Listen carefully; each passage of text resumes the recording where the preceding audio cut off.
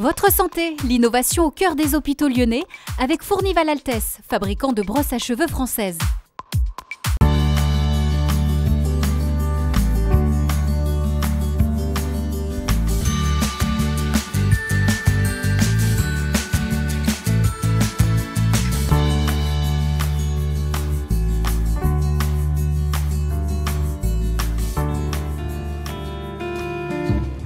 Bonjour à tous, merci de nous retrouver pour ce nouveau numéro du magazine de TLM dédié à votre santé. Ce mois-ci, c'est dans le service des explorations fonctionnelles neuropédiatriques à l'hôpital Femmes-Mères-Enfants que nous vous emmenons.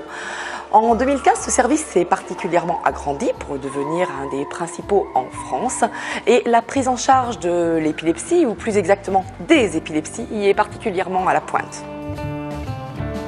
Bonjour professeur Alexis Arzimanoglou. Le service d'épileptologie que vous dirigez offre une expertise clinique de renommée internationale et s'insère dans un plus vaste service d'exploration fonctionnelle neuropédiatrique. Pouvez-vous nous présenter ces différentes activités au sein du service ? Le service regroupe plusieurs activités. Premièrement, celle des épilepsies de l'enfant qu'on réalise en collaboration avec le service de neurologie pédiatrique. Après, il y a une unité forte également qui s'occupe des troubles du sommeil chez l'enfant. Et puis, il y a toutes les explorations qu'on appelle de neurologie fonctionnelle, c'est-à-dire les différentes pathologies neurologiques de l'enfant qui ont besoin d'un électroencéphalogramme, d'un électromyogramme ou de polysomnographie pour les troubles du sommeil sont réalisées dans le service. Alors bien sûr, on ne peut pas parler de l'épilepsie, mais des épilepsies avec des tableaux cliniques très différents, allant de l'absence légère à la crise sévère. Pouvez-vous nous présenter ces tableaux ? Il y a des formes d'épilepsie qu'on appelle plutôt idiopathiques, c'est-à-dire des épilepsies pures, sans aucune autre maladie neurologique derrière. Mais il y a aussi des crises d'épilepsie ou des épilepsies qui sont liées à des lésions cérébrales, à des maladies neurologiques, qu'elles soient métaboliques ou qu'elles soient du système nerveux central. Il y a aussi une grande partie d'épilepsie dite génétique, puisqu'on découvre de plus en plus des gènes qui peuvent être responsables du déclenchement de cette maladie chez un enfant donné.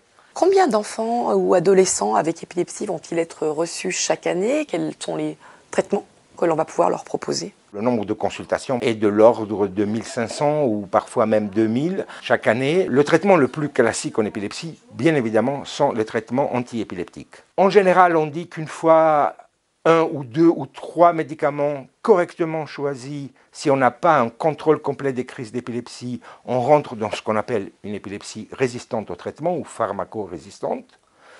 Et en fonction de ça, par la suite, il y a diverses possibilités thérapeutiques.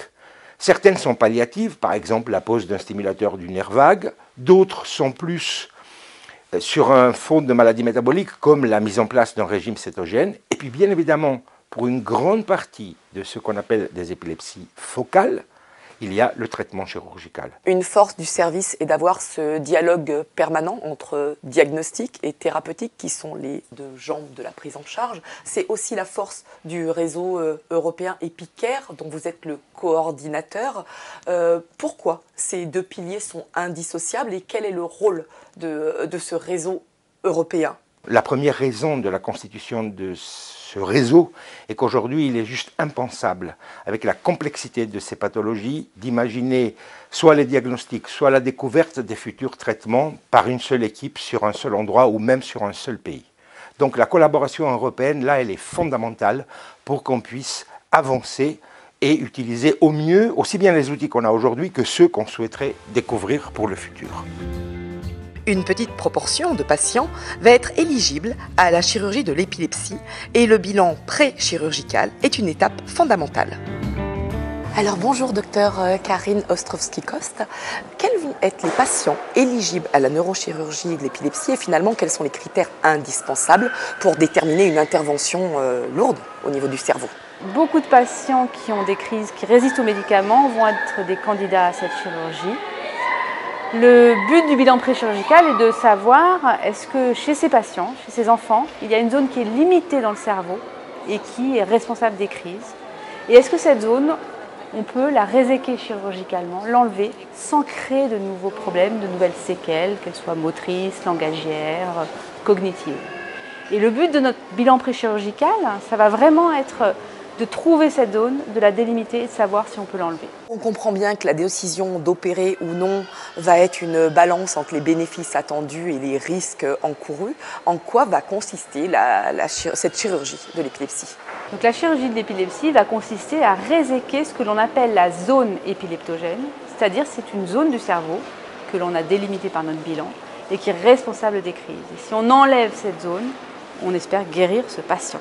Quels vont être les meilleurs candidats pour cette neurochirurgie d'épilepsie et quand le bilan préchirurgical va peut-être écarter cette option?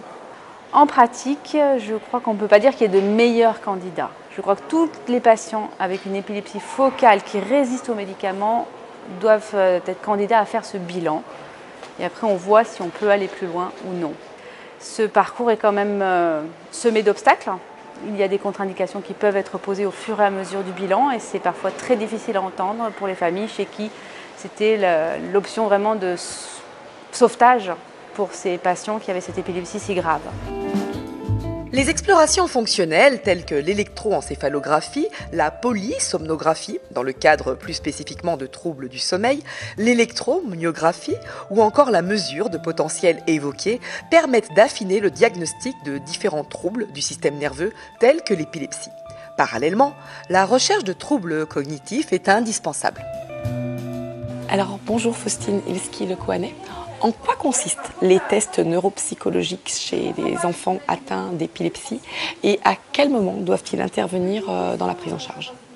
Alors, les tests neuropsychologiques sont faits pour déterminer un petit peu le profil cognitif des enfants. Dans le cadre des enfants avec épilepsie, on propose des tests en fonction évidemment de leur âge et de qu'est-ce qu'on attend de leur développement à un moment donné. Et aussi par rapport au foyer épileptogène, la localisation dans le cerveau de leur foyer épileptogène, on choisit les fonctions à étudier et donc les tests qu'on va utiliser. Donc les études récentes en épileptologie montrent de plus en plus que les déficits cognitifs et les troubles de la régulation émotionnelle comme l'anxiété ou la dépression qu'on retrouve de manière fréquente dans l'épilepsie, en fait ne sont pas la résultante simplement de la chronicité de la maladie, de l'apparition et de la fréquence des crises ou même des traitements, mais que c'est une comorbidité en lien avec des processus pathologiques neurobiologiques. Alors en fonction des résultats obtenus, quels conseils allez-vous pouvoir donner à la fois aux médecins et aux chirurgiens? Alors les médecins, ils cherchent vraiment à avoir un nouveau point de vue sur leurs patients, d'un point de vue cognitif et comportemental. Dans le cadre vraiment d'un bilan préchirurgical, ce qu'on essaye de faire, c'est de prédire l'avenir de certaines fonctions cognitives après la résection du foyer épileptogène. Et sinon, ce qu'on fait aussi beaucoup dans le bilan neuropsychologique, en dehors des conseils qu'on donne aux médecins, c'est aussi beaucoup de conseils par rapport à la scolarité. Damien Decran a rencontré une patiente qui a accepté de partager avec nous son vécu avant et après l'opération. Reportage. Dans moins d'un mois, Gala va tenter de décrocher son bac. Elle profite de sa convalescence pour réviser. Elle vient tout juste de subir une intervention chirurgicale pour guérir de son épilepsie. Elle n'a que 9 ans lorsqu'elle est victime de sa première crise. Débute alors un long parcours médical. On a rencontré le professeur Zimanoglu qui m'a suivi, qui a suivi toute mon épilepsie et qui m'a donné une première molécule, un premier médicament, le Keppra. Et à mon grand malheur, c'était pas la molécule adaptée. Et suite à la prise de ce traitement, mon épilepsie a muté et elle s'est développée. Donc de la joue, elle est passée au bras et à la jambe. Du coup, tout mon côté gauche était affecté. Et on est passé de 1 crise ou 2 par semaine à 4 crises par heure. Et là, à cette époque, j'étais en 6e. Et c'était plus possible pour moi de tenir ce rythme scolaire en même temps et avec mon épilepsie. Et du coup, j'ai dû être déscolarisée pendant quelques temps. À cette époque-là, en 6e, on se forge. Personnellement, on essaie de se trouver un peu. On se fait des nouveaux amis au collège. Et le regard des autres sur nous est vraiment pesant. C'est-à-dire que si on ne fait pas de crise d'épilepsie, on est un enfant normal. Mais quand on en fait une, on est tout de suite catégorisé comme anormal, l'enfant malade. Différentes molécules sont testées sur Gala pour faire diminuer des crises qui s'invitent dans son quotidien de manière irrégulière. Des traitements plus ou moins lourds, plus ou moins efficaces, plus ou moins contraignants aussi. Celui que je prends n'a l'air de rien, mais j'en ai pris des plus gros avant, des plus lourds. Et Et je sais que si on continue à augmenter les doses tout le temps, parce que ça marche de moins en moins bien, au final on devient un vrai légume.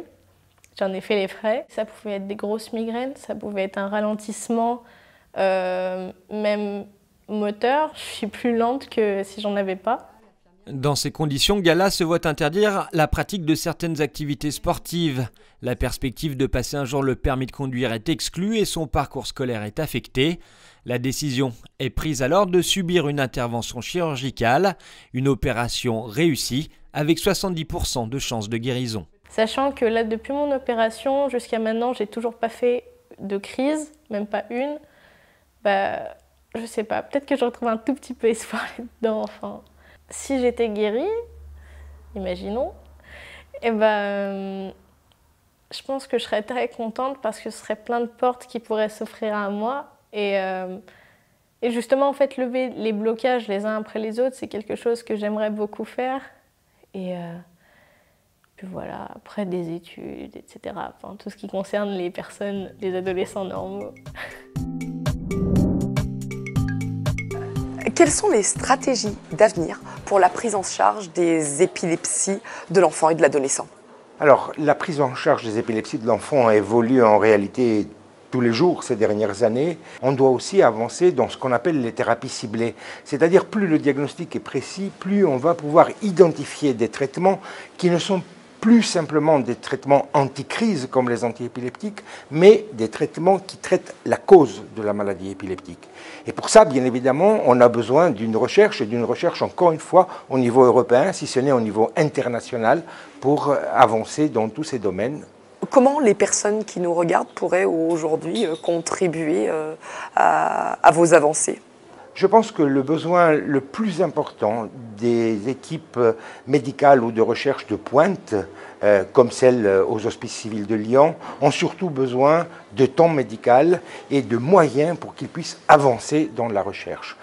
Plus les dons des différentes personnes ou des grandes entreprises permettent de monter et de financer des projets de recherche, meilleures sont nos chances par la suite d'aboutir à des résultats assez rapidement. C'est un processus très long, il n'y a pas de recherche qui se fait très très vite, mais de notre côté, plus les projets sont complexes, plus on a besoin de temps et de temps médical en même temps pour permettre d'avancer dans tous ces domaines et mieux traiter demain les différentes formes d'épilepsie de l'enfant. Notre émission est à présent terminée. Le mois prochain, tout autre sujet, c'est dans le service d'allergologie et immunologie clinique à l'hôpital Lyon-Sud que nous vous emmènerons pour parler en particulier des allergies aux médicaments et des réactions inflammatoires de la peau. D'ici là, bonne santé à tous.